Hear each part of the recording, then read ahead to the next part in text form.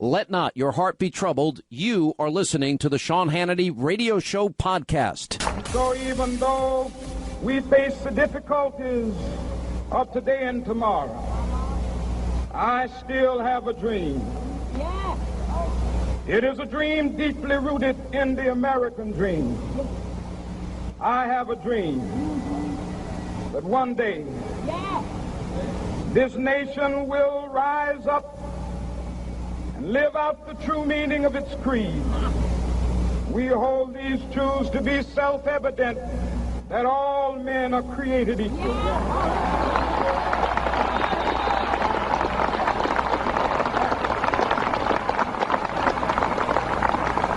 I have a dream that one day on the red hills of Georgia, the sons of former slaves and the sons of former slave owners will they be able to sit down together at the table of brotherhood. I have a dream that one day,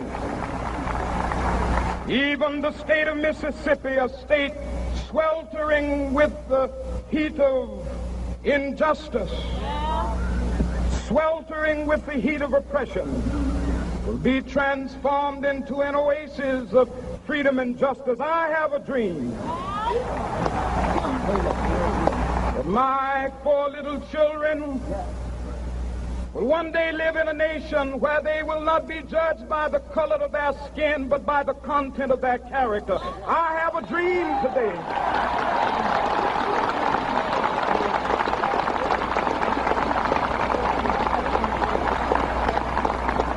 I have a dream that one day down in Alabama, with its vicious racists, with its governor having his lips dripping with the words of interposition and nullification.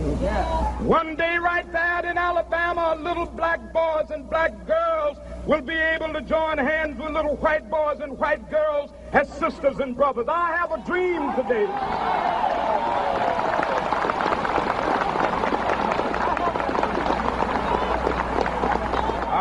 A dream that one day every valley shall be exalted, and every hill and mountain shall be made low, the rough places will be made plain, and the crooked places will be made straight, and the glory of the Lord shall be revealed, and all flesh shall see it together. This is our hope. This is a faith that I go back to the South with.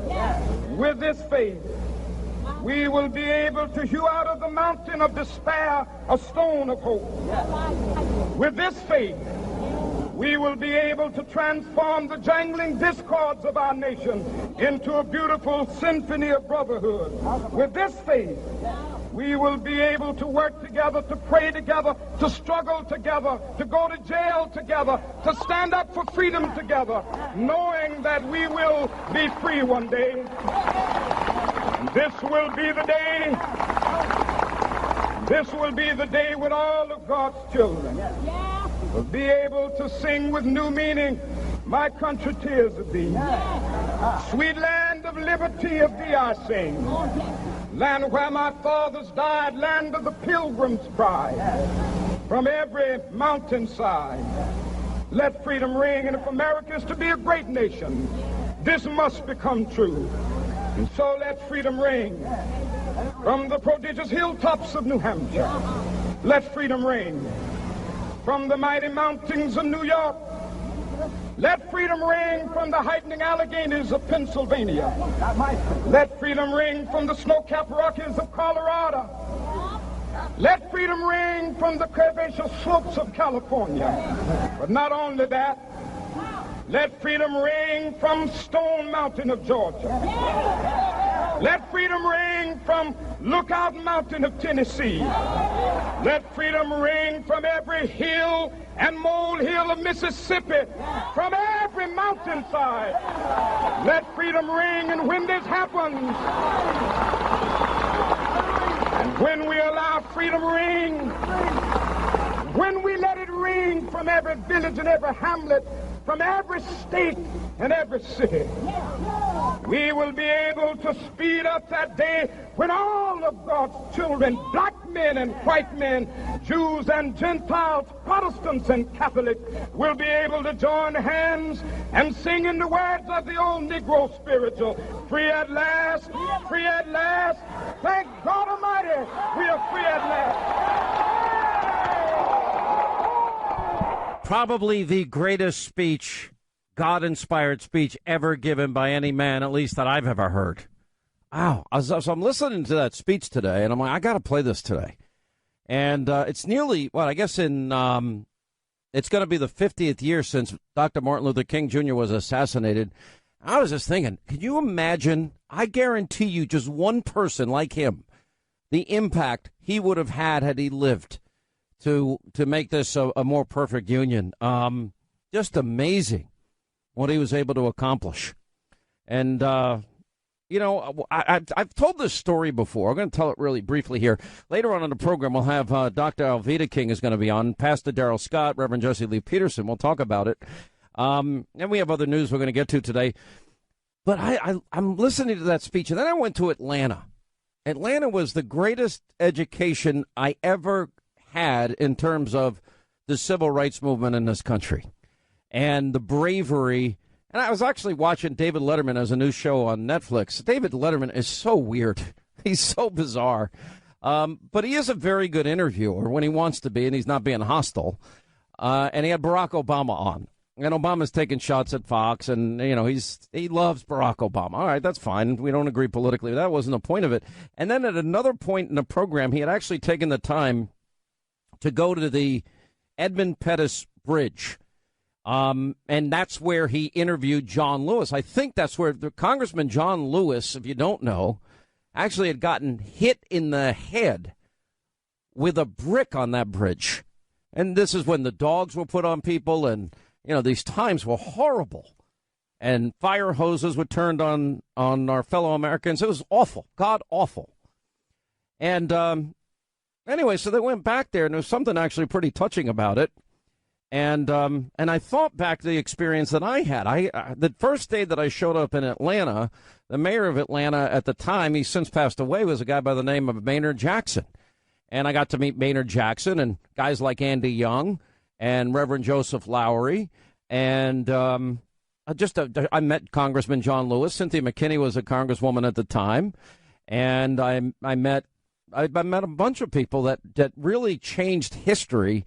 And if you think of the environment in which they nonviolently would cross that bridge and Selma to Montgomery and everything in between, and they did it, and they changed the world.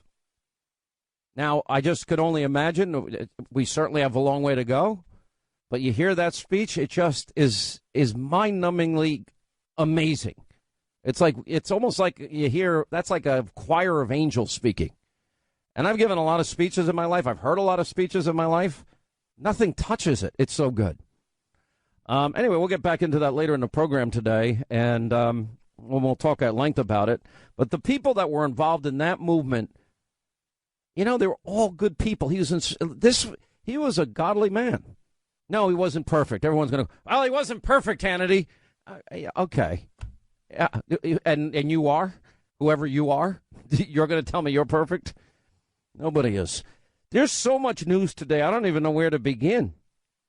I will tell you this. We now know the Mueller investigation has to end with the revelation that Andrew Weissman's the guy that got defeated 9-0 in the U.S. Supreme Court, and as a result of his bad investigation and his obstruction case against Anderson Accounting and the Enron case, losing tens of thousands of people lost their jobs because of him.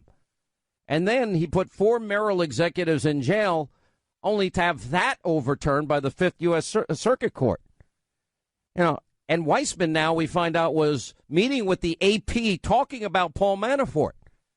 And then he was hired by Robert Mueller along with all the other Obama, Clinton, and DNC donors. And why would Robert Mueller hire somebody with that track record? And we now know that Weissman had a prejudice. He had concluded on the issue of Paul Manafort. He was the chief investigator into Manafort. And he was literally just weeks before telling the press about Paul Manafort. And the AP went with the story. Well, that's called a conflict of interest, prejudging a case. This whole thing just stinks to high heaven. Lindsey Graham is under fire for his comments calling Mexico a hellhole. We'll get to that later. DACA, let me tell you about DACA. And I know that everybody thinks, when we had that open hearing last week, you thought they were going to get DACA isn't going to happen. And even Paul Ryan said that it's off the table in the budget talks. Now they're all going to talk all week about, what if the government shuts down? Let me be the first to tell you, if the government shuts down, it's not a big deal at all in any way, shape, manner, or form. Because the military everybody keeps working. And only non-essential employees are furloughed. And every time we've ever had a government shutdown, guess what? They get their money back. So it's a free vacation for them. But government, it doesn't shut down. It's just a myth and a fear that they put into people's hearts. Anyway, any chance of DACA, the Democrats, if you really pay attention to it, they don't want DACA. Well, they do. They want to not do DACA, not do the wall, not do chain migration, not do a merit-based system. All they want is to be able to use it as a political weapon in 2018. It's obvious now. Now, the speaker has said that DACA will not be on the table in budget talks after Donald Trump refused to accept a deal that would have included it. Now, we have to keep these separate because that's just not good government. It's looping all this stuff together. I think that people are attaching them in their minds as far as leverage is concerned, but they won't be technically attached as far as legislation is concerned. So we'll wait and watch. But you're going to hear all about the looming shutdown all week long. Now, one thing that came out as an aftermath, do you know that Donald Trump apparently paid for a medical mission trip to save a couple of hundred people's eyesight? And Dr. Rand Paul came out with that over the weekend. It's interesting for a guy that doesn't like the people of Haiti that he would pay all that money. We also had an indictment over the weekend or on Friday of one person in the Uranium One case. I'll explain all of that to you. We have Fusion GPS retracting their claim that the FBI had a mole in the Trump camp. I'll explain that. This poor guy that was responsible for what happened in Hawaii, we'll talk about that and how dangerous that is. This poor guy made an innocent mistake. He's going for retraining, and he's been taken off his position. He probably needs the retraining, but I'm glad he didn't get fired. Am I the only one that cares about the poor guy? Everyone wants this poor guy fired. I'm like, okay, he made a mistake. I love the guy that took a video that was on the golf course saying, well, the missile's on its way, but I'm still playing. I just parred the last hole, and I'm going to go. I hit a great drive on this hole, and I'm going to die playing golf. We have more on the Clinton-Haiti scandal. We'll get to that. Democrats are going to skip the State of the Union speech. Oh, and Maxine Waters wants to impeach Trump for name-calling. Yeah, that's a high crime and misdemeanor. Reclaiming my time. Reclaiming my time. Reclaiming my time. Reclaiming my time. Impeach 45. Okay. Reclaiming my time. By the way, we are not looping that. That's her saying it every time. So I just thought we had an earthquake in the studio because Linda sneezed. What? I heard it through the glass. Is that how you sneeze? I can't even tell. Is that a good, Ethan, that's pretty good. It's really bad. It's pretty good. Pretty good impression. I heard it. This glass is thick. It's soundproof. It's bulletproof. Soundproof. It's not sneeze proof. And I'm like, wow. James O'Keefe is going to stop by today. He's got a new video out. It's the lead story on Drudge right now. Pervy Twitter sorting through sex messages and pictures. So let me get this straight. So Twitter, and he's got the undercover video, and we'll show you tonight on TV, but we'll play it on radio, where literally he's talking to one of the chief engineers that hundreds of people that work for Twitter are going through people's private personal information. You know, I guess they have this feature on Twitter where you direct message people, right? And so the direct message you think is private. And He's saying that the problem is that you think that you're having a conversation with someone. A lot of people don't like to use their emails when they're talking to someone on Twitter because maybe they're just meeting them, or maybe it's someone, of a higher stature, what have you. So, but it gets bad. People knowing people the way they're sending private pictures. Right, but the thing is that now they're weaponizing their platforms. So they're basically saying to people, yeah, we're going to use your private messages and we're going to use your pictures and we're going to use them against you and we're going to sell them to advertisers. Well, that's right. And they're going to sell them, I guess, give them to your wife or your ex-wife. So now in the clip, he's threatening. Husband. He's threatening the guy. He's like, I'm going to use this against you. Your wife is going to find out. She's going to divorce you. You're going to. It's horrible. Why would Twitter allow that? There has to be an expectation of privacy if it says private direct message. I think whatever you send in something called a direct message, it's direct between you and that person. So maybe people need to ask Jack, what the heck is going on? Well, yeah. What is it? Who's Jack, by the way? Jack Dorsey is the guy who runs Twitter. So you ever talk to that guy? Oh yeah, all the time. We're close friends. I direct message him regularly. Do you seriously? No. Oh, you've never talked to him? Hell no.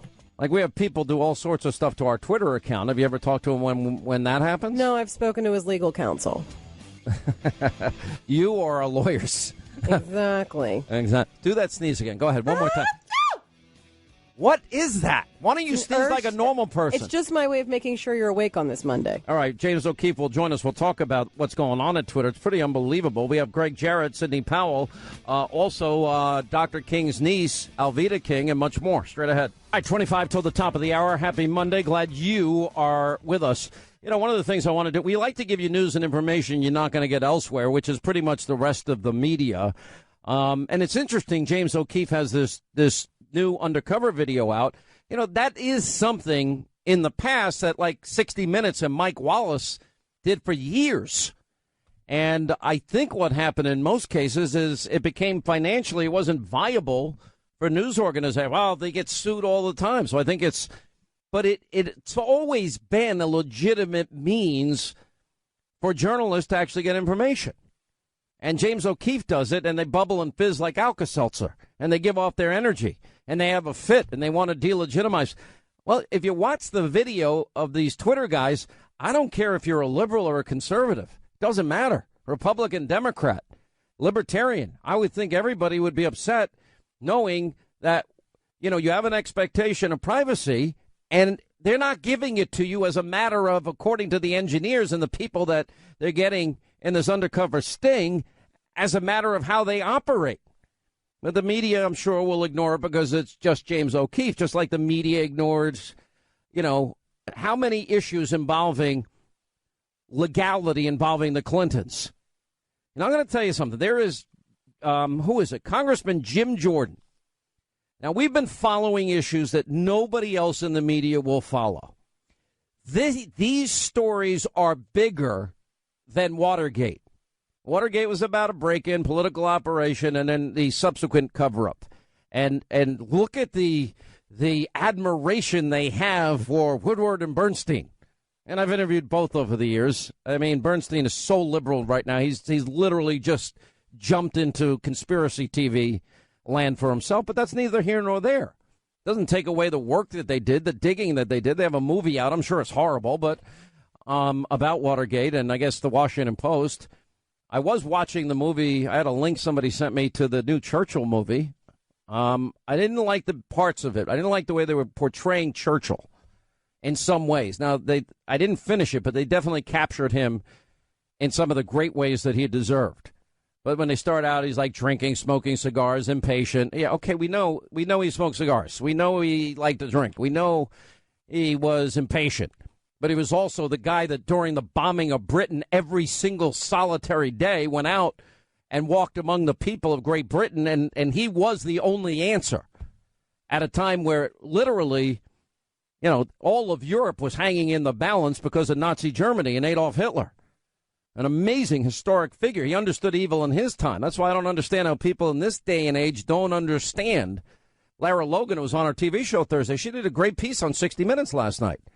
And that entire piece was about the 16-year war in Afghanistan. I am telling you, most people, what? Afghanistan? Why? How come? And they don't understand. Half the country never wanted to say radical Islam. So it's really dangerous when you can't even identify who your real enemies are.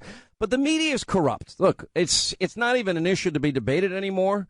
The bigger story in there, you can break down, all right, Hillary, her email server, the whole thing is full of law-breaking, felonies committed. You can't have confidential, top secret, special access program information in a mom-and-pop shop bathroom closet. And we now know that foreign intelligence agencies were able to hack into it, and then they got it all. You can't do that. You can't destroy such evidence. And then you can't obstruct justice by acid washing the hard drives and bleach pitting the hard drives and then busting up the BlackBerries. All right, you've heard me say that before. But that's only one scandal. Now, over the weekend, in case you're interested, or I guess it was on Friday, whenever the day was, we got the feds announcing an indictment into this bribery scheme connected to Hillary Clinton's Uranium One deal. And we broke just the week before, not last week, the week before that in fact, there is an ongoing Justice Department investigation into Uranium One that has been going on for months. I would think this is probably the tip of the iceberg. You're not going to hear about it on any other cable channel because they spend every minute of every day hating Donald Trump and trying to delegitimize Donald Trump and get Donald Trump out of office and basically undo the will of the people with a duly elected president. Anyway, so they announced the Department of Justice an 11-count indictment against this guy, Mark Lambert, in connection to Russian bribery scheme involving the Uranium One sale. He's the former co-president of that Maryland-based transportation company that provides services for the transportation of nuclear materials to customers in the United States and abroad, the DOJ said in a statement. All right, pretty interesting. By the way, this just came over my phone. I bet you this is Velma at the Wynn Hotel. Just came through because we gave her the spa day. Is today her spa day? We got to get an update if it is. I mean, I get every charge on my credit card. It comes right over my phone instantly. Did she send that via direct message? No, it comes through my credit card. That was a joke. Oh, I got it. Okay. Your Twitter friend. I'm a little slow. No, she just texts me directly. So that's something to watch. Now, here's the thing. Then you've got Uranium One. This is just the tip of the iceberg. Then you got the email server scandal. That's just the tip of the iceberg. Then you've got on top. You got Debbie Wasserman Schultz. Then you got Peter Strzok and James Comey exonerating months before they do the investigation. There's huge corruption there. Then you got Mueller and his band of Trump Obama DNC money, and then of course Andrew Weissman controversy. We got so much the media doesn't touch it. Now on the dossier issue, Congressman Jim Jordan, who's been pretty amazing on his committee asking questions that I think need to be asked, he's come out with a list of 18 questions. And he's right. And we'll get into this at the top of the hour with Sidney Powell and Greg Jarrett. For example, did the FBI pay Christopher Steele, the author of the dossier? Well, I think all indications at this point are either McCabe or Comey did. And I like answers to that question. Then his second question is, was the dossier the basis for the FISA warrant to spy on Americans, or more importantly, an opposition candidate and a president-elect and his team? And why won't the FBI show Congress the FISA application? And if I'm the FISA judge and I was lied to with a Hillary Clinton bought and paid for dossier and the DNC bought and paid for Hillary-controlled dossier, and you lie to me and you use that, I'm told that this was one of the few requests. Remember, at first it was denied. And what put it over the top was the dossier. That's what I am told. So we'll be investigating that in the days to come. And question 3, when did the FBI get the complete dossier? Who gave it to them? Was it Christopher Steele? Was it Fusion GPS? Was it, the Clinton campaign, the DNC, or Senator John McCain's staffer? And question 4, did the FBI validate and corroborate the dossier? By the way, on that, I am told by a really good source. What? Oh, Velma's there. I'll get to Velma in a second. Did the FBI validate and corroborate the dossier? That's a great question. I'm hearing a Clinton supporter did. Did Peter Strzok, Lisa Page, or Bruce Orr work on the FISA application? Well, considering they're all Trump haters, it would be nice to know if they did. And why and how often did the Department of Justice lawyer Bruce Orr meet with Christopher Steele during the 2016 campaign? We know they met before and after the election. And why did DOJ lawyer Bruce Orr meet with Glenn Simpson after the election? Do they need to get their story straight? As Jim Jordan points out, after their candidate Hillary lost, was this now time for the insurance policy? Were they part of that deal? Did they want to double down on their plan, how to go after the newly elected president, delegitimize him, get him out of office?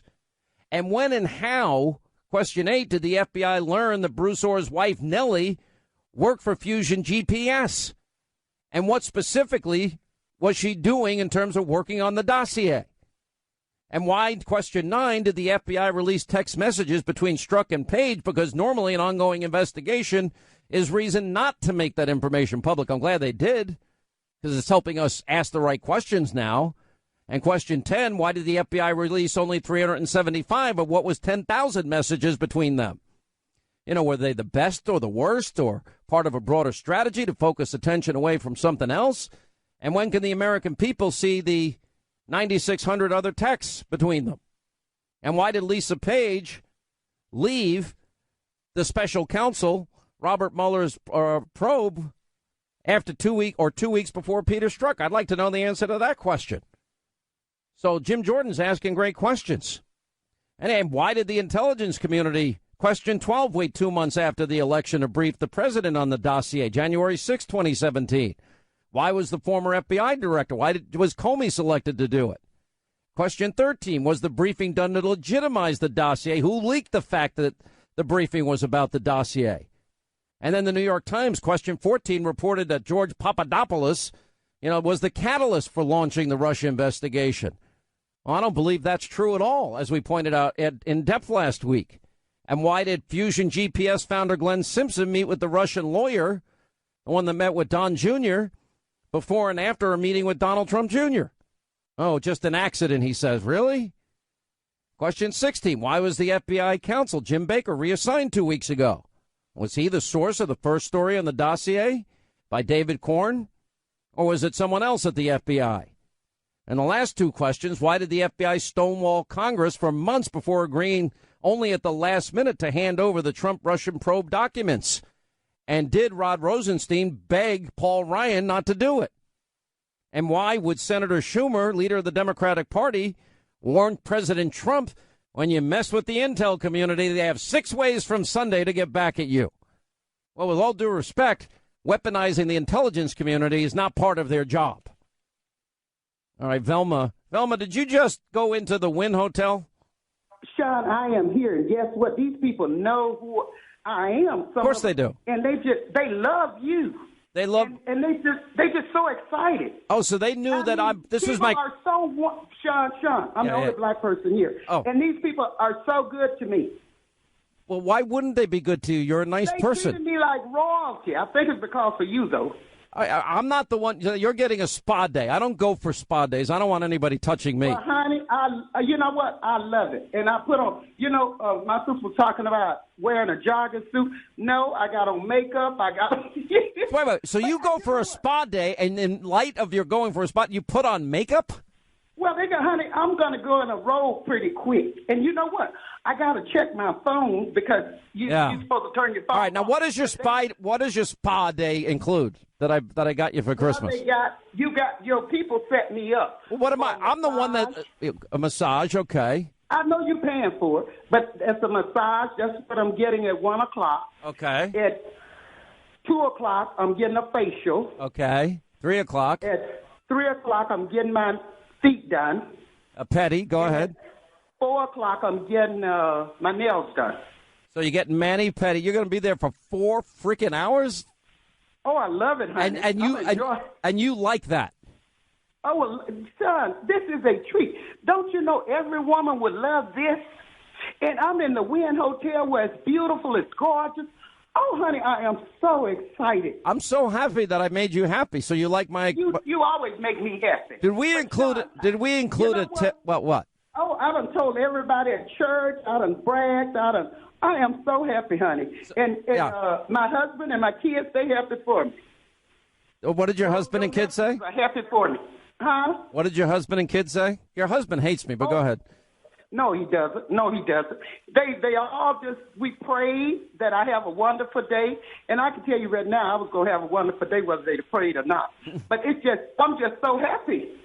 I'm in such a good mood. Oh, God, I'm just so happy. Thank you, Sean. Is this like the best gift you've ever gotten? Sean, you know what? I can relax, honey. I can sit up, and they asked me whether I wanted a man or a woman. What'd you say? I told them, long as I didn't have to expose too much, I'd rather a man. Whoa! Well, Sean, as long as he's good looking and don't have a... Oh! I hope your husband's not listening. You're so dead when you get home. Listen, you may think this is weird. I don't like anybody touching me. Strangers. That's what you said. But no, I don't mind. You know, something like this is so relaxing. I don't mind. It's going to be really nice. Well, I'm so much, Sean. Well, if you like it that much, I'll give you one every year for Christmas. That'll be my Christmas gift to you. If you like it that much, I'm all in. By the way, when I take my daughter for like a mani and pedi, she hates it because I'd like to get 3 people working on her at once. So because it takes forever, I can't take it. See, I love. They put your feet in this little pool, and then after the pool, they're rubbing your feet, and then. Sean, in my whole life, well, I didn't bring my bathing suit, so I won't be getting in the pool. Oh, I just may take a picture by the pool. Oh no! I mean, they put you. Oh, you're gonna go to the pool at the Wynn too? I think they have a young bar out there. Oh. Sean, they got you doing all kinds of stuff. You can take a shower. I'll tell you what, Linda. Do you like champagne? Champagne? Yeah. Do you like it? Well, you know I don't drink. Oh, that's too bad. It would have made the experience a lot better. That's too bad. Sean, I was going to order you a bottle of like Dom Perignon or something. What is that? It's a very expensive champagne. No, Sean. No? Okay. Listen, I got to go because I'm way behind. You have the best day ever. I'm so happy. Merry Christmas to you. We love you. Sean, you gave it to me, and you know what? I told people, I don't care whether you love Sean or not. I love him, and I tell you what, God sent me an angel when he sent me into me and my children's life. I love my nephews. They're great kids. I love you dearly, and I thank you. Well, and the next thing is we got to get those kids into college. I'm thinking ahead. All right. Thank you, Velma. Have a great day. She's at the Wynn Hotel at our spa day. FBI Director Comey was drafting an exoneration letter before the investigation was complete. We know Loretta Lynch, one day before the Benghazi report came out, 5 days before Secretary Clinton was scheduled to be interviewed by the FBI, met with former President Bill Clinton on a tarmac in Phoenix. We know after that meeting, when she was corresponding with public relations people at the Justice Department, she was using the name Elizabeth Carlisle. You know, as I've said before, it seems to me if you're just talking golf and grandkids, you can probably use your real name. We know that Mr. Comey publicized the investigation, and we know he made the final decision on whether to prosecute or not. And then when he gets fired, he leaks a government document through a friend to the New York Times. And what was his goal? To create momentum for a special counsel. And, of course, it can't just be any special counsel. It's got to be Bob Mueller, his best friend, his predecessor, his mentor. The same Bob Mueller who was involved, we've now learned, in this whole investigation with the informant regarding Russian businesses wanting to do business in the uranium business here in the United States regarding the Uranium One deal. So I guess my main question is, what's it going to take, if all that, not to mention the dossier information, what's it going to take to actually get a special counsel? It will take a factual basis that meets the standards of the appointment of a special counsel. Is that analysis going on right now? Well, it's in the manual of the Department of Justice about what's required. We've only had 2. The first one was the Waco, Janet Reno, Senator Danforth, who took over that investigation as special counsel, and Mr. Mueller. Each of those are pretty special factual situations. Let me ask it this way. And we will use the proper standards, and that's only thing I can tell you, Mr. Jordan. Well, I appreciate you can have your idea, but sometime we have to study what the facts are and to evaluate whether it meets the standard. Well said. So let me ask you this. If, in fact, a special counsel. Mr. Mueller immediately concluded that Mr. Strzok could no longer participate in the investigation, and he was removed from the team the same day. Did Mr. Mueller take appropriate action in this case? Yes, he did. Thank you. In testimony before the Senate Judiciary Committee, you said that you would only fire Special Counsel Mueller for good cause, and that you had not seen any yet. Several months have passed since then. Have you seen good cause to fire Special Counsel Mueller? No. Thank you. If you were ordered today to fire Mr. Mueller, what would you do? So I've explained previously, I would follow the regulation.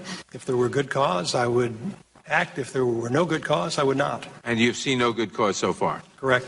Which is pretty unbelievable. We'll address that tonight on the Hannity program on Fox. 800-941-SEAN. You want to be a part of the program. That last cut, Gerald Nadler questioning Rod Rosenstein, and he's got his own conflicts of interest. Prior to that, it was Congressman Jim Jordan talking to the Attorney General, Jeff Sessions. And Jim Jordan just today has launched the 18 top questions to be answered about Russia, the FBI, and the Department of Justice and corruption. Question 1, did the FBI pay Christopher Steele, the author of the dossier? Was the dossier, number 2, the basis for securing the FISA warrant, which to spy on Americans? And why won't the FBI show Congress the FISA application? 3, when did the FBI get the complete dossier? Who gave it to them? Dossier author is Christopher Steele, Fusion GPS, Senator John McCain staffer, or Clinton campaign, or the DNC? Did the FBI validate and corroborate the dossier? Did Strzok and Page and Broussard work on the FISA application?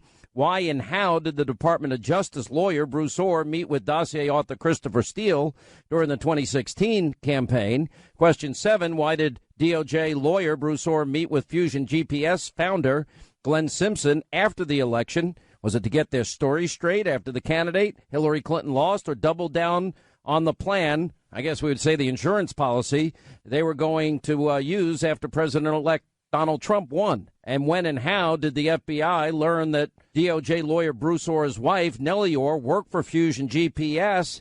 And what role did she play in the dossier? And why did the FBI release text messages between Strzok and Page? Normally, ongoing investigation is reason not to do that. And why did the FBI only release 375 of 10,000 text messages? And it just goes on from there. Joining us to weigh in on all of this, Greg Jarrett, Sidney Powell. Sidney wrote the book License to Lie, federal appellate attorney, former federal prosecutor. And Greg Jarrett, Fox News legal analyst. Greg, I think these 18 questions are phenomenal, and I have a few myself to add. They're great questions, and they get down to the fundamentals of the case. Why was a criminal investigation into Trump-Russian collusion launched when there wasn't a scintilla of evidence? And why, given the overwhelming evidence against Hillary Clinton, was she exonerated? And third, why isn't there a special counsel, as Congressman Jordan laid out the facts, to investigate Comey and Peter Strzok and Lisa Page and Loretta Lynch? Jordan laid out the facts, and, of course, Jeff Sessions hemmed and hawed and say, well, we need facts.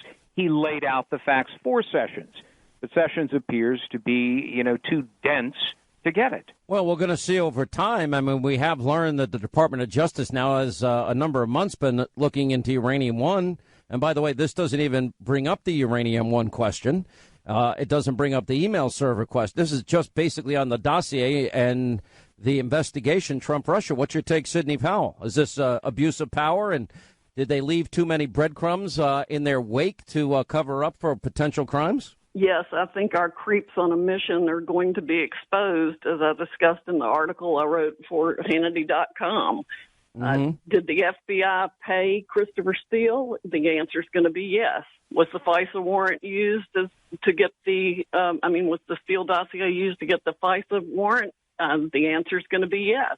Did the FBI validate it? No. And did the FBI pay Christopher Steele? I want to know that too. They did. They did. I'm sure they did. For one thing, they paid Fusion GPS. Fusion GPS, it turns out, was a contractor of the FBI and was apparently getting raw FISA information through the FBI. Why would the FBI go basically shred the Constitution? Or why?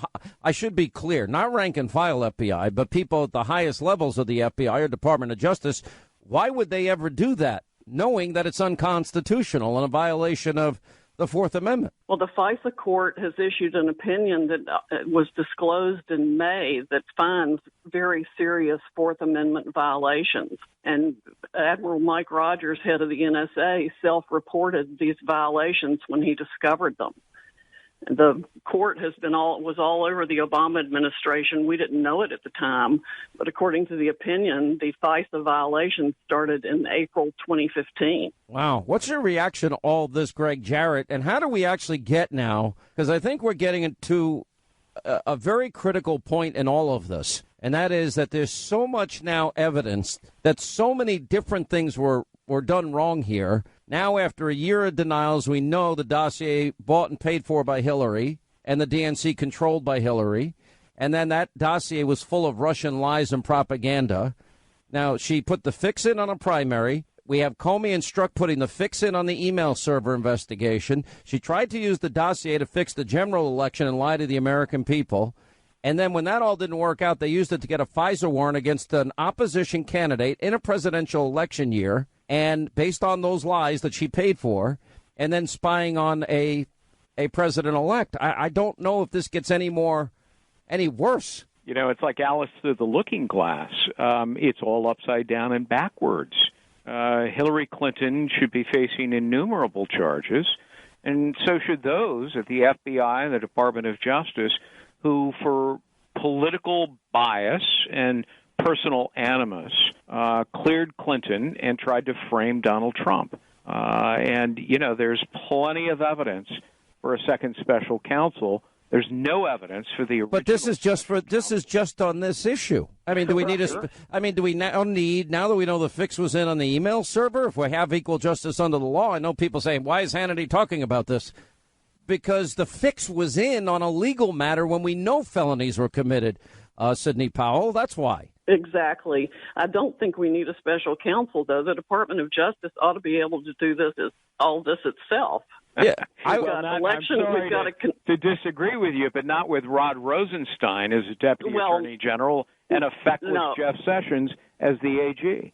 Well, you heard Rod Rosenstein there say, I see nothing wrong with Robert Mueller. I'm like, well, we had news breaking last week that Andrew Weissman was leaking to the AP about Paul Manafort, and then he was the lead investigator against Paul Manafort. Isn't that called a conflict of interest? Oh, yes, among other things. But that's why I said it ought to be done by the Department of Justice. It won't be as long as the current people are in place. It should be. But these are not normal circumstances with normal people at the helm of the Justice Department. That's the problem. I mean, you're saying that some of this can be done by the Department of Justice, but you're adamant that we need a special counsel, Greg. Why? Well, because I have no confidence in the people at the top of the Department of Justice, Sessions and Rod Rosenstein. Look, Rod Rosenstein won't get rid of Mueller because for a conflict of interest, because Rosenstein himself has a conflict of interest. Both men should be nowhere near any of these cases. Jeff Sessions doesn't seem to comprehend that, probably because he recused himself, and I don't think he had to. So when you've got the AG who's recused himself and the deputy AG who's biased, I mean, how can we have confidence in the integrity of this system? We can't. I don't think we can.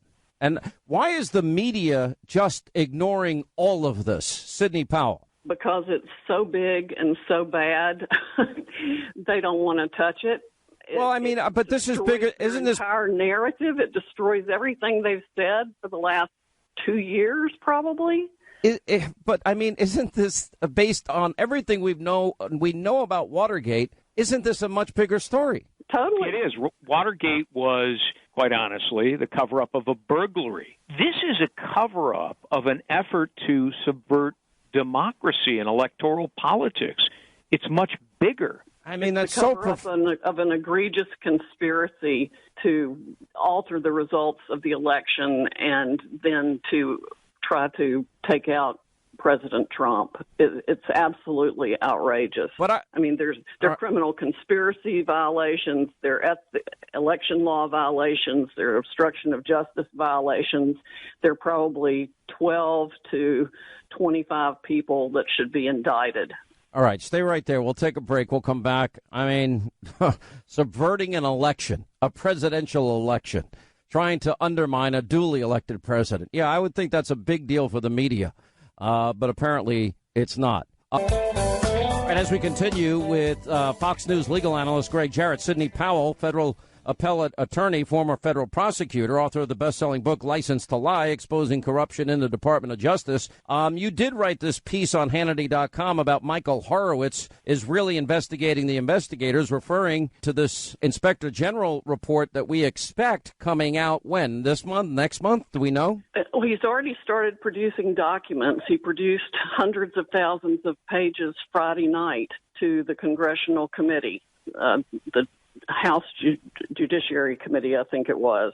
So they've got all of that information to go through now, and then the report itself, it may be a couple of months before he officially reports and testifies in front of Congress. So they have received 100,000 plus documents that they've got to now sort through. Why do you have so much confidence? I read your piece, and I have faith in you. I mean, why do you have so much confidence in Michael Horowitz? Well, he, for one thing, has been fought with the Obama administration from the time he first became Inspector General. He was actually appointed by President Obama, but he's one of 47 Inspectors General who signed a letter to Congress complaining that the Obama administration was blocking his efforts to do his job. He works for the taxpayers, really. He's sworn to oversee the department and make sure it complies with everything it's supposed to comply with. And he's repeatedly reported that the Obama administration was keeping him from doing his job. And Congress, Greg, mandated the position of IG for every major federal agency, but I noticed in Sydney's article that Hillary's State Department was not subjected to this. That's right, which is how she got away with a private email server in the basement of her home for the exclusive use of all of her documents, including 110 classified documents that were marked that way when they were sent and received. She got away with it because I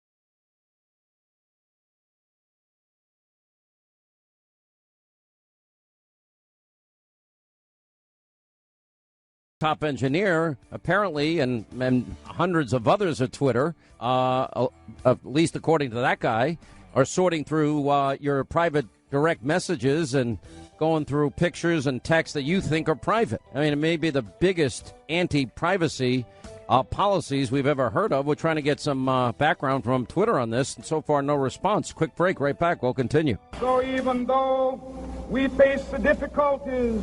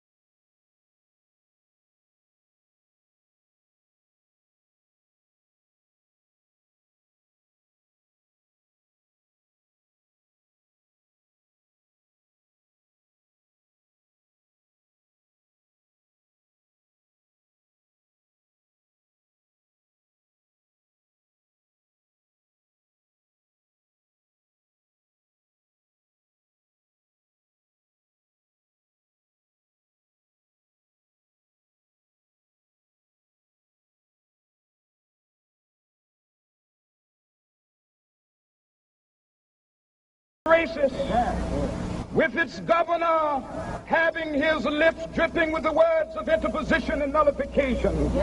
One day right there in Alabama, little black boys and black girls will be able to join hands with little white boys and white girls as sisters and brothers. I have a dream today. I have a dream that one day every valley shall be exalted, every hill and mountain shall be made low, the rough places will be made plain, and the crooked places will be made straight, and the glory of the Lord shall be revealed, and all flesh shall see it together. This is our hope. This is the faith that I go back to the South with. With this faith, we will be able to hew out of the mountain of despair a stone of hope.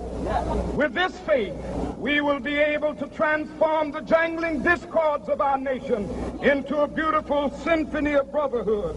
With this faith, we will be able to work together, to pray together, to struggle together, to go to jail together, to stand up for freedom together, knowing that we will be free one day. This will be the day. This will be the day when all of God's children will be able to sing with new meaning, "My country, tears of thee. Sweet land of liberty, of thee I sing. Land where my fathers died, land of the pilgrim's pride. From every mountainside, let freedom ring. And if America is to be a great nation, this must become true. And so let freedom ring from the prodigious hilltops of New Hampshire. Let freedom ring from the mighty mountains of New York. Let freedom ring.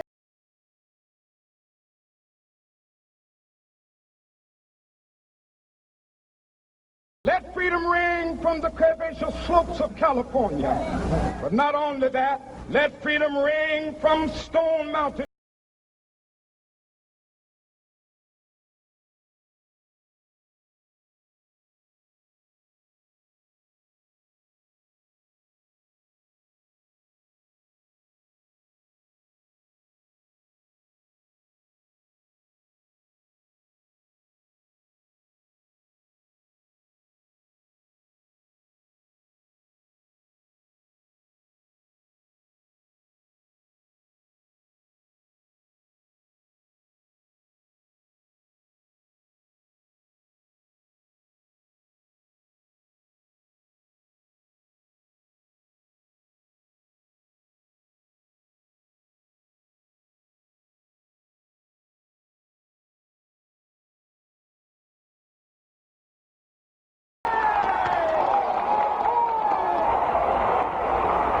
On this Dr. Martin Luther King Jr. Day, wow, one of the most captivating speakers of all time.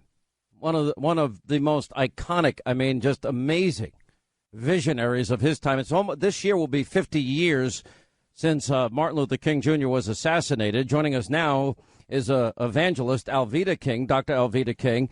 She's the director of civil rights for the unborn, for Priests for Life, and niece of the Reverend Martin Luther King Jr. And always great to have you back, Dr. King. And Pastor Darrell Scott, the Reverend Lee Peterson. Welcome all of you on this Dr. Martin Luther King Day. Dr. King, this is your uncle. You loved him. How old were you when he was assassinated? Hello, my friends, and thank you for having me back on your show. Listen, I was 17 years old. I got married the next year, and I had marched and gone to jail in Louisville, Kentucky with the open housing movement, had been trained fully in the nonviolent training that's required for the civil rights movement of that era. And I miss my uncle very much. I heard many of his speeches and his sermons, and I really embraced his sermons more even than his speeches. Some of his speeches were even sermons, too, if you consider that. Wow. What was, in private, you see this powerful, I don't think anybody could command an audience like he could. That charisma, the full of the Holy Spirit. Yeah. His daughter, Bernice, preached in Atlanta today, and in a similar vein. And so very captivating, but full of the Word of God. And so it comes from God. When you minister to the will and the Word of God, it captivates people. So our family has a gift of preaching. Some people say it's because we're part Irish, and if you kiss the Blarney Stone, then you become a good speaker. I don't know about all of that, but I do know the Holy Ghost had a lot to do with what he had. Now, Pastor Scott, I know you're an amazing preacher. I don't think anybody can touch how great this man was. No, he was an absolute cultural phenomenon. He was indicative of the times that he lived in. And plus, he's a Baptist preacher, man. And Baptist preachers can just flat out go. And he had. Are you saying you should become a Baptist now, or what are you saying? No, I'm just saying the Baptist preachers of those 60s, those 1960s Baptist preachers, now they have you standing up. They'll fill your tank up with gas and give you a gas can to get with later when you run out. But I mean, all these years later, and you listen to that speech, and it just like gives you, goosebumps, your chi. My parents had that album. They actually recorded that speech and had it in album form. It was a white cover, the March on Washington. And that's my brother's birthday, August 28th, the day it was in 1963. But it was a tremendous speech. It was a tremendous speech. Once again, he was very, very captivating. He had great content and great charisma. There was an anointing upon that speech. And it was one of the great monumental speeches given by a man of all time. Dr. Peterson, Reverend Peterson, your thoughts? Every time. First, I want to say Happy New Year to you, Sean. Happy New Year, and Doctor and Pastor Scott.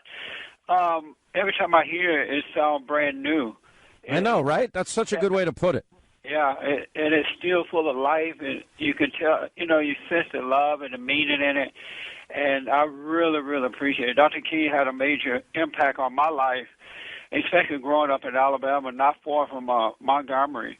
It really had a major impact on my life. Were you a part of this? If I remember correctly, you grew up during segregation, didn't you? I did. I grew up in Alabama on a plantation outside of Montgomery near Tuskegee, and I also grew up under the Jim Crow laws. I remember the for colors only sign, for whites only. I even protested during the Civil Rights Movement. We did some sit-ins in the area that I grew up. And so that speech that you were playing just now, it just brought back a lot of memories. It made me realize how far we really have come. What do you mean you grew up on a plantation? Explain the working on a plantation. Well, my grandfather, my grandparents and their parents and their parents, my parents, they all grew up on this plantation. And my great-grandfather, and after him, my grandfather ran the plantation down there in Alabama. And the boys had to be taken out of school twice a year, once to plant the crop and another time to bring it in. I remember we had a big white house on a hill, and whenever the owners of the plantation would come down to visit, we all had to go and clean it up and get it ready for them. So that speech brought back a lot of those memories. Dr. King. Can I jump in for a second before you even go there? Sean, you lived in Atlanta yes, ma'am. for a while. I did. And you walked some of the same streets that Martin Luther King grew up on, probably went to the birth home. And now President Trump has signed John Lewis's bill. Now, that's something they actually did together. Isn't that amazing? And this is now a national historic park. The same streets where he grew up. So I'm listening to where Reverend Peterson is saying how he grew up in his environment. And you're familiar with where Martin Luther King grew up. I just wanted to mention that it is now a national park. Yes, Dr. King, I'd heard that was turned into a national park. We'll take a break. We'll come back. We'll continue with Dr. Evangelist Alveda King and Pastor Darrell Scott and Reverend Peterson on the other side of this break. Right, as we continue with Dr. Alveda King and Pastor Darrell Scott and Reverend Jesse Lee Peterson on this Martin Luther King Day, I got to tell you, Dr. King, and I know you from my Atlanta days, but I got an education in Atlanta, and even though I had disagreements with Joe Lowry and Reverend Lowry, and I had disagreements with Andy Young and Maynard Jackson, later Bill Campbell. I became best friends with Hosea Williams. What a character, what a great human being he was. I love that man. He was amazing. And even Tom Houck, who I think, did he drive your uncle at some point? He did sometimes, and then he became a personality. Tom became a personality himself, of course. Oh my gosh, he's the most liberal guy in Atlanta, but a wonderful guy. I still like him, and I got to know and understand, and in John Lewis and the history of what happened and the bravery that they faced. They really did, and John was a student back then. Either was SNCC, the student body, or something. He was younger than my uncle, but he was one of the main leaders, and he was beat mercilessly on the Edmund Pettus Bridge. My dad was beat back then, and Hosea too. They were all out there marching in Selma. So that's some of their history, and that's what we need to remember about John Lewis too. He's just a civil rights. No, he got hit in the head with a brick. Yes, he did. Yes, he did. Unbelievable. You know, Powerful civil rights leader. One very interesting thing that was said in the speech by Dr. King I thought was so powerful is that black America one day would be judged by the contents of character. He talked about how one day black boys and black girls, black boys and girls, white boys and girls would join hands together in love. And it's just so unfortunate that that has not been completed. I believe had Dr. King still been alive, that today the races in America would be as one and not so divided in the way that Jackson and those guys have done over the years. It's an unfortunate thing because Dr. King, he wanted to change the laws so that the same laws that govern white America would govern black folks. And I believe had we done that. But I think you're right. I think had his work continued, it would have, been unbelievably amazing. But isn't that why good people like him get killed? They want to kill goodness. Some people, evil people, want to kill good. He was. There's definitely warfare between good and evil, that's for sure. So once they kill a good man, things start to change as far as the love and the character. Bernice Albertine King, the youngest child of Martin and Coretta, spoke at the service today. In the midst, Dr. Ben Carson was here. John Lewis actually came in, and the pastor Warnock they were beginning to call President Trump a hypocrite and everything. But by the time Bernice preached, she says, it really doesn't matter who's in the White House. We've got to come together in unity. We have to love. It's going to be love and communication that breaks this thing. And she says that we need to keep the nonviolent principles that my dad talked about, too. That young lady, by the time she finished, you could feel the sting. What's going on with the room? And that's what I meant, though. I meant when I said his sons, I meant his successors, not necessarily his sons as far as biologically. I meant his successors. They dropped the ball and got distracted, didn't continue along his same vein, which led to this racial divide that they're trying to re-implement now. All right, Dr. King, tell us about the Facebook thing.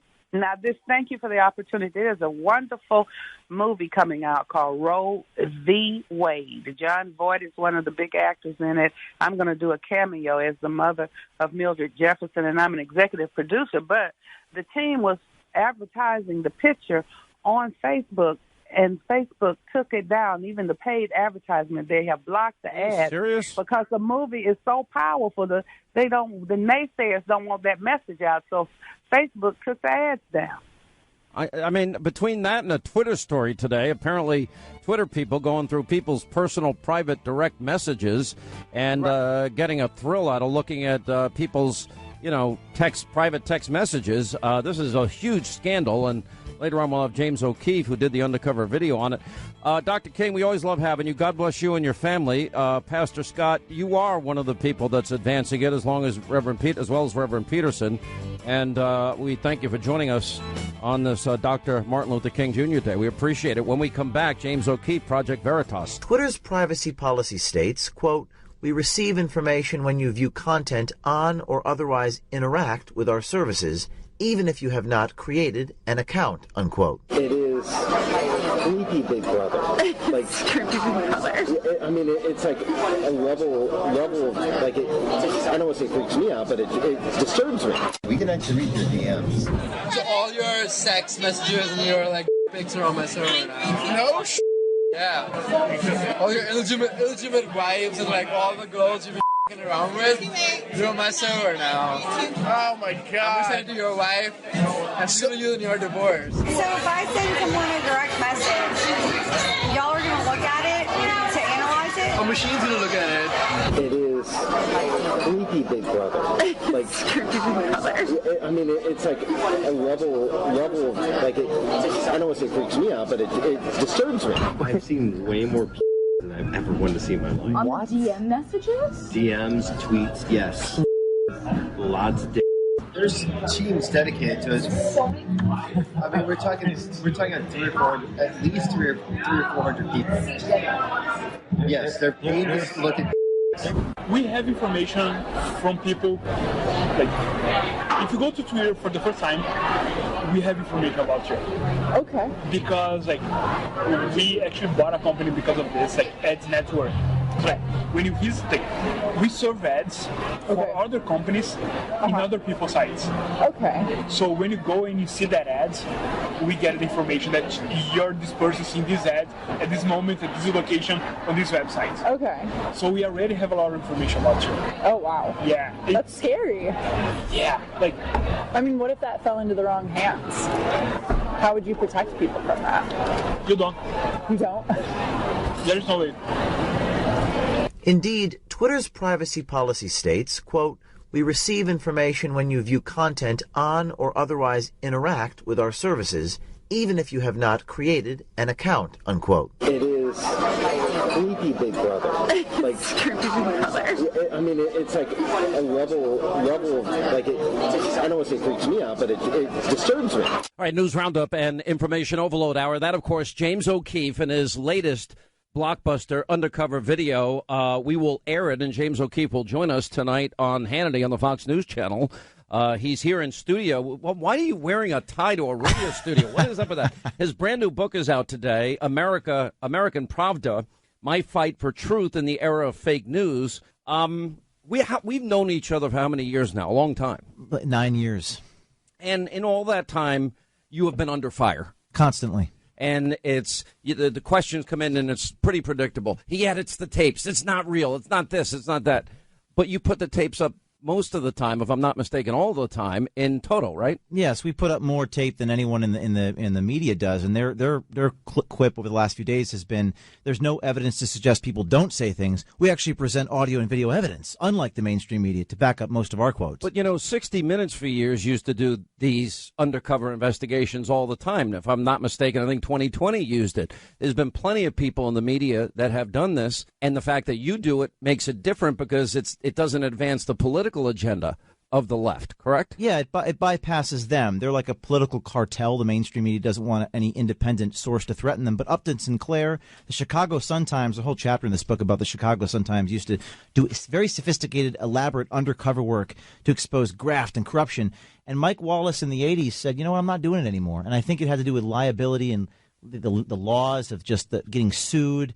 And a lot of these big corporations don't take the risks that independent citizens do, so they feel threatened by people like me. But the interesting thing is the one time, I can only think of the one instance, and it wasn't that long ago, where I guess the Washington Post identified you as you were doing one of your sting operations. That was heaven for the media. Yeah. They thought they struck gold, and they thought they had the main vein of a mine. They thought they could take us down. There have been a couple times in my career, Sean, where I was arrested, I was falsely accused, I was maligned. But they need to understand how undercover work works. You use an alias to gain someone's trust because we believe that a lot of these bad people are not going to tell the truth about what they're doing.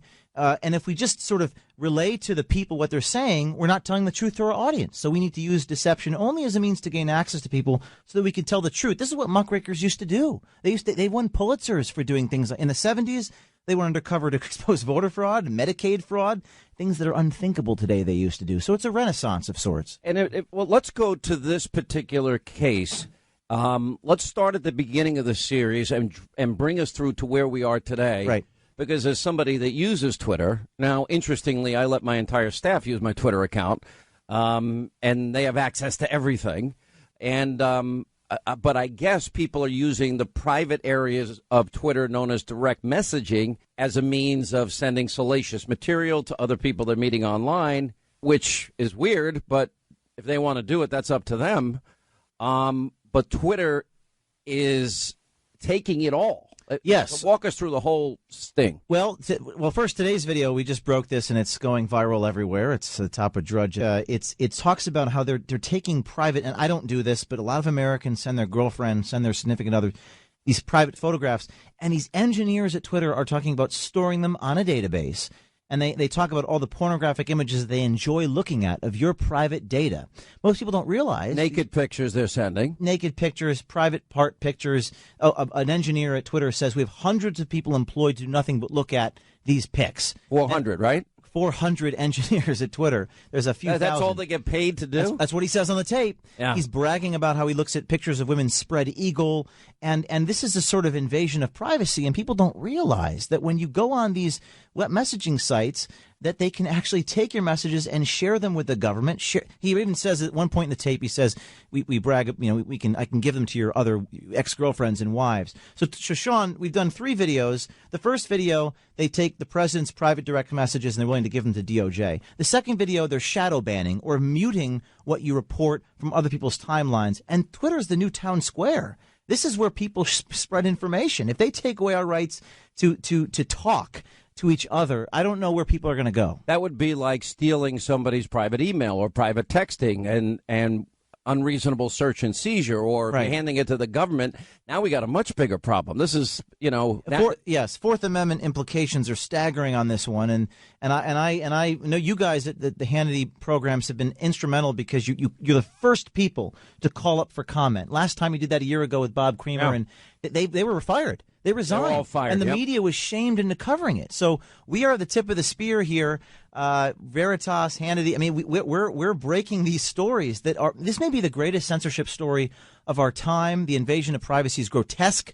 I've been tweeting at journalists all day. By the way, well, they're not going to run it because they are American Pravda. I agree with that. But the fact that they're doing this and there's not broader outrage, because look, I'm a conservative and I believe in the Constitution, and I believe, whatever happened to the belief in the rights of privacy? I mean, could you imagine? I don't know if this is applicable, but anything that a woman would choose to do if somebody is spying on them and spreading that information and so on and so on, I think the left would be upset. I think they are upset. I've had journalists reach out to me privately, Sean, in the last few days saying this is a pretty big story. I had the New York Times reporter email me. I've had people privately email me. I think they're afraid to DM me because the Twitter people are spying on them. They're watching. But I think that they're just – I think it's Sean, and this is what this book, American Pravda, is about.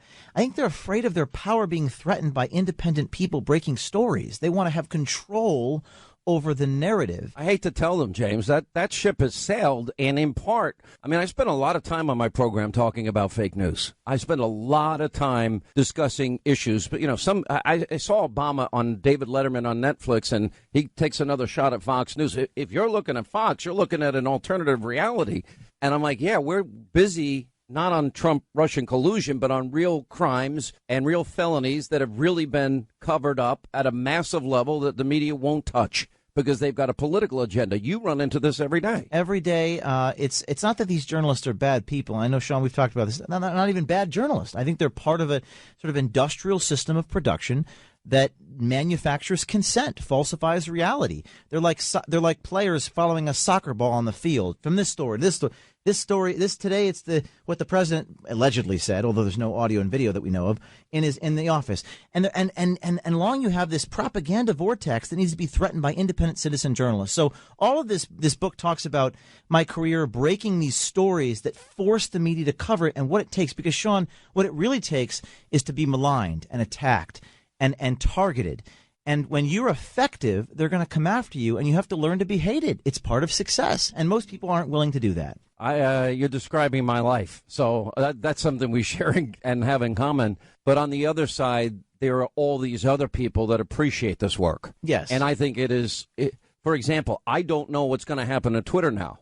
Now, I've already set up an account on Gab. I don't use it yet, right? But I think it's going to grow into the next Twitter. We'll take a quick break. We'll come back. James O'Keefe is with us. We put his video, a link to his video on Hannity.com. He's got a brand new book out. Now, if you want to know how corrupt the media is and you want to truly understand it more deeply and you want more citizen journalism, which I do, you're going to want to read his book, American Pravda. It's on my site, Hannity.com. It's on Amazon.com and in bookstores everywhere. It's my fight for truth in the era of fake news. James O'Keefe, more with him on the other side as we continue the Sean Hannity Show. All right, we continue with James O'Keefe. He has his new video out. Drudge Report puts it up as its lead. Pervy Twitter sorts through sex messages and pictures. 400 Twitter employees. We are seeking comment as we speak from Twitter, and James will join us on Hannity tonight. We'll show you the undercover video that he did. He's got a brand new book out, American Pravda, My Fight for Truth in the Era of Fake News. It's on Amazon.com, bookstores everywhere, Hannity.com. You go into a lot of stories in the book. I don't want to give the book away, but this book, you talk about defining characteristics of journalists, so-called journalists. And you tell the story of Katie Couric in 2009. and she won the esteemed Cronkite Award. Explain that. Yeah, well, there's a whole chapter about journalism and its demise and what it takes to do this type of work. And journalism has become sort of flippant. It's become, most journalists, Sean, don't actually go out into the field and actually do reporting. They just sort of read off teleprompters. Katie Couric won an award for asking Sarah Palin a question. The people on my team, we've gotten government organizations defunded, like Acorn, CEOs fired, like at NPR. We've had states pass voter ID laws, and we've had attorneys general try to have me arrested, criminal grand jury subpoenas. I have 12. Do you have any legal issues ongoing still? Or? Yes, we have 12 civil actions. We have a dozen attorneys. We're fighting for the First Amendment, and we're the tip of the spear. And that's what truth to power is. But somewhere after Watergate, I've done a lot of research, journalists started to take themselves way too seriously, and they have a sort of hero complex. And gone are the days of the sort of muckraking, investigative shoe leather reporting. And now it's all just about narrative. And we don't let the facts lead us where we want to. It's watch cable news any minute of any day. It's obvious enough, but I think it's worth reading about and tracing it back. And they think, well, results matter. So whether it's taking down Stanley McChrystal, whether it's taking down Sarah Palin, these journalists claim to want scalps, but then you have independent journalists who get scalps and they don't want to acknowledge it. So journalism has become very perverted. How do you ignore Uranium One? How do you ignore that Hillary committed multiple felonies, email server? How do you ignore an FBI director and people in the FBI literally writing an exoneration before an investigation? How do you ignore the use of the weaponry, the powerful weapons of intelligence to surveil and unmask and leak the raw intelligence of American citizens, which is supposed to be protected? You said a couple of things. You said you're the tip of the spear. Mm-hmm. You said in the last segment how hated you are, and that's the criteria. That's what it takes. You care that much, and I have known you since you first came out when you were dressed as a pimp. Right. And it was pretty groundbreaking at the time, and you've kept going. You are hated. There's no doubt about it. Mm-hmm. And I understand it. I live that life in many ways as well. But it's so important to you. What drives you with this? Why do you want to keep going with this? Justice. Ever since I was in college, I was motivated. My teammates are motivated by justice. But it's Sean. They come after you, and it makes you wonder. It makes you think to yourself, why should I keep doing this if they keep maligning and attacking? And I think that the media still has a degree of power, Sean. I think we're not reached the tipping point yet where citizens have control over the narrative. And I think to be effective is to be hated. And to actually change the narrative, to be ignored, is to be respected. And I just think that the media has an unbelievable ability to shame and humiliate people. And I think that's what deters Republicans and conservatives from actually doing anything, because they're afraid of the humiliation they're going to face. And I think we have to say, you know what? That's a badge of honor. That's a sign of respect. I've been subpoenaed. I've had criminal grand jury subpoenas. I've had people show up. I was on probation for 3 years. I was falsely accused. And one of my advisors said, James, that means you're doing something right. One of the first things I ever told you after you were dressed as a pimp in that case, which everybody remembers, and you just listed off all the times you have been successful. I remember I told you better get a bunch of attorneys on your side, and I remember telling you dot every I and cross every T. I don't think I was wrong. I remember that. All right, if you have a few minutes, stay with us. We'll continue. A few more minutes. James O'Keefe, he's got a new book out, American Pravda, My Fight for Truth in the Era of Fake News. 800-941-SEAN is our toll-free telephone number. You can get the book on Amazon.com, Hannity.com, bookstores everywhere. And his big, breakthrough today, undercover operation about Twitter hiring, some 400 people, according to this guy, that they got on tape, sending and sorting through private sex messages and pictures. To read your DMs. So all your sex messages and your pics are on my server now. No Yeah. All your illegitimate wives and all the girls you've been around with, you're on my server now. Oh my God. I'm gonna send it to your wife and sue you in your divorce. So if I send someone a direct message, y'all are gonna look at it to analyze it? A machine's gonna look at it. It is creepy Big Brother. It's creepy Big Brother. I mean, it's like a level of I don't want to say it freaks me out, but it disturbs me. I've seen way more than I've ever wanted to see in my life. On DM messages? DMs, tweets, yes. Lots of There's teams dedicated to us. I mean, we're talking at at least three or 400 people. Yes, they're paid to look at. So what happens is, like, when you write stuff and when you post pictures online, they never go away. Like, they're always on there. Because, like, even after you send them, people are, like, analyzing them, they're seeing what you're interested in, they're seeing what you're talking about, and they sell that data. They sell to who? Like advertisers? Advertisers. Wait, you talking about just regular tweets or the DMs? Or both? Everything. Anything you post online. Wow. So even what you think is private, direct message, they're analyzing it and selling that. Hey, what? So if I send someone a direct message, y'all are going to look at it to analyze it? A machine's going to look at it, an algorithm will look at it. Why? And they'll make a virtual profile about you. This is not your run-of-the-mill big data. This is personal and specific, and that has a high premium to advertisers. To actually charge advertisers for money, we have to prove it was you, and that's why using like an email address or like a cookie, something that can track you, that's more likely. Mihai Florea is a Twitter software engineer who's been with the company for 3 years. That's how we make most of our money. Yeah, so you kind of like sign your privacy away, right? Yeah, I mean, yeah. You're paying for the right to use our website with your data, basically. Yeah. And it's the same on every free website. We have information from people, like, if you go to Twitter for the first time, we have information about you. Okay. Because, like, we actually bought a company because of this, like, ads network. So, like, when you visit, like, we serve ads for other companies in other people's sites. Okay. So when you go and you see that ads, we get the information that you're this person seeing these ads at this moment, at this location, on these websites. Okay. So we already have a lot of information about you. Oh, wow. Yeah. That's scary. Yeah. Like, I mean, what if that fell into the wrong hands? How would you protect people from that? You don't. You don't? There's no way. Indeed, Twitter's privacy policy states, quote, "We receive information when you view content on or otherwise interact with our services, even if you have not created an account," unquote. It is creepy Big Brother.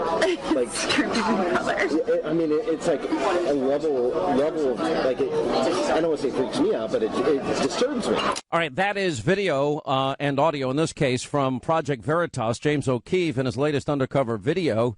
And there you have a chief engineer over at Twitter, you know, saying that there are hundreds of people that work for Twitter, and what they do is they monitor your private direct messaging and pictures that you think are private, and they store it on a database.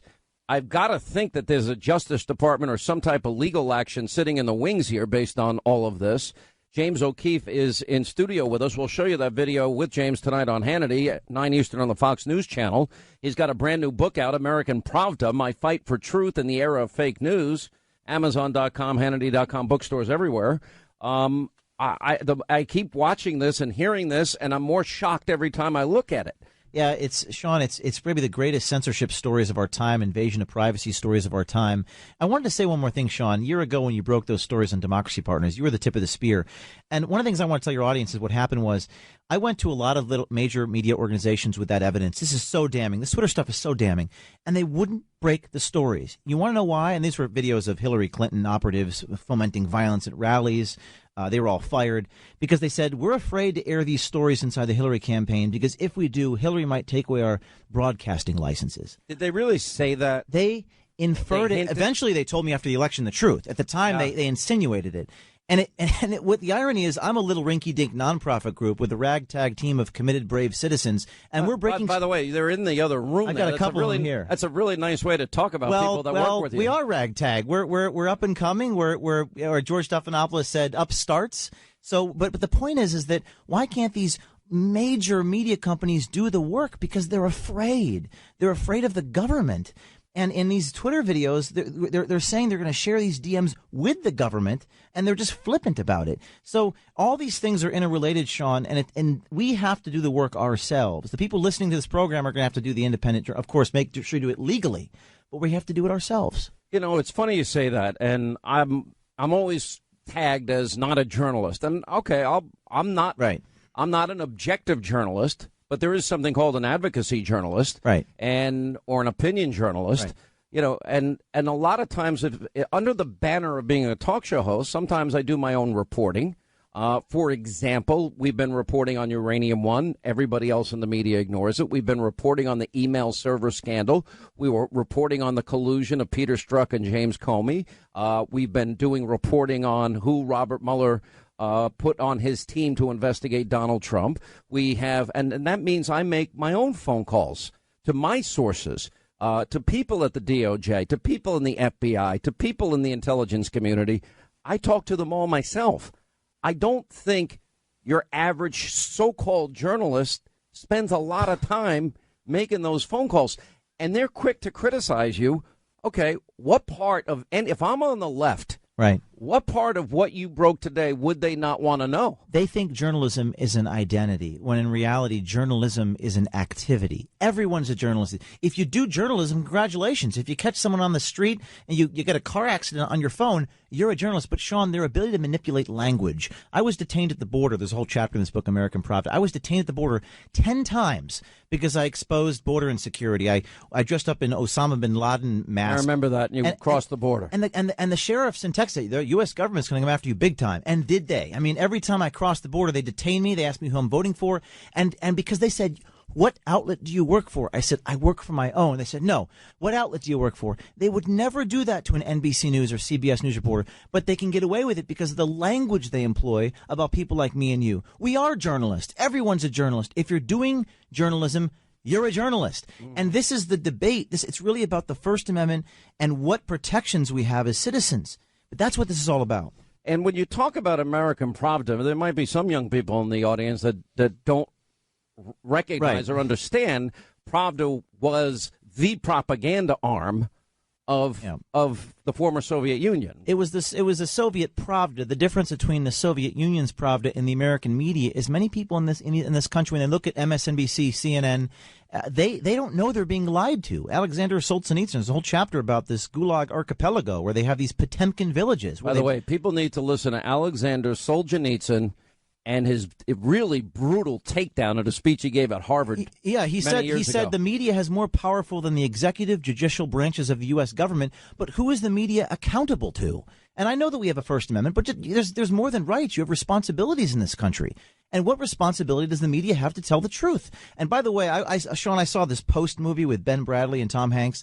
Half of me threw up in my mouth, but the other half of me thought, when I heard Ben Bradley say, Tom Hanks say, if we don't hold them accountable, who will? My message to this government and to this media is, if James O'Keefe doesn't hold you guys accountable, who will? Such a good point. And look, I would argue, and I think we have some really good people that I work with every day, like Sarah Carter and John Solomon. They're very good. They're very, very good. And they're actually breaking stories, and they're pounding the pavement, and they're knocking on doors, and they're making phone calls, and they're getting sources, and they're breaking stories. And we don't have a lot of that, but nobody else in the media is touching it. Go through the list of successful stories you have had, because there's been many. And then when you look at the amount of criticism you've gotten, well, what are they so upset about? That you discovered some truth? That people speaking in a moment that they don't know that they're being taped, and you do it legally? What, they're upset? They don't want to hear that part? They're not upset about the tactics. Not in the abstract, they're not. They're upset about the results and the fruits of the labor. We've taken down Acorn. President Obama signed a bill to defund Acorn, and both houses of Congress were democratically controlled. The CEO of NPR was fired. 6 states changed their voter ID laws and passed voter legislation because we showed that we can get offered anyone's ballot, even dead people's ballots. We've gotten Obamacare navigators fired. We've gotten Medicaid workers fired. We had hidden camera recordings inside CNN showing their producers saying the Russia story was BS and a, quote, witch hunt. We actually got President Trump to talk about our videos in the presidential debates with Hillary Clinton. Bob Creamer and Scott Fogle were both fired. The Wisconsin Attorney General launched a criminal investigation.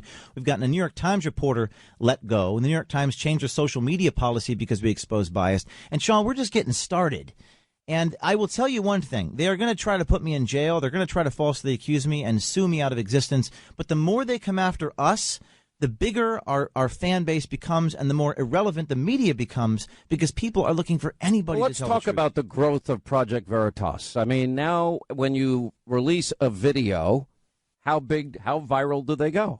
I mean, well, this Twitter series is this the biggest ever? I think so. I think by implication. I mean, the view count might not be as big as that Democracy Partners one, but I think this is like one of those moments in history when it's so polarized that people on the internet are like, why aren't you talking about this? And everyone on these, like all your networks are on in the studio here, everyone just wants to ignore it. But the more they ignore it, the more irrelevant they become. Because if they're not going to talk about what people care about, well, what are people going to do? They're going to listen to you, Sean. That's what and watch the TV show. There's no doubt about it. But there's certainly an industry that is designed. There are people that tape every minute, every second of every day that I'm on the air. And the hope that I say one thing wrong, and then they could take that comment. Well, you're held to a higher standard, but that's our cross to bear. I mean, we're held to. So you're telling me to say, you're basically saying stop whining, Hannity. Is that what you're telling me? No, I think people need to be informed. But I'm saying it's unfair. It's very unfair. Yes. And the unfairness of it all is they don't believe in freedom of speech or expression. They don't want other opinions out there, and it is an industry that is extraordinarily well-funded to silence voices they disagree with. By the way, and that if you don't like what James O'Keefe is doing at Project Veritas, you don't have to watch it. They're investigating citizen journalists. There's an old motto in journalism: there's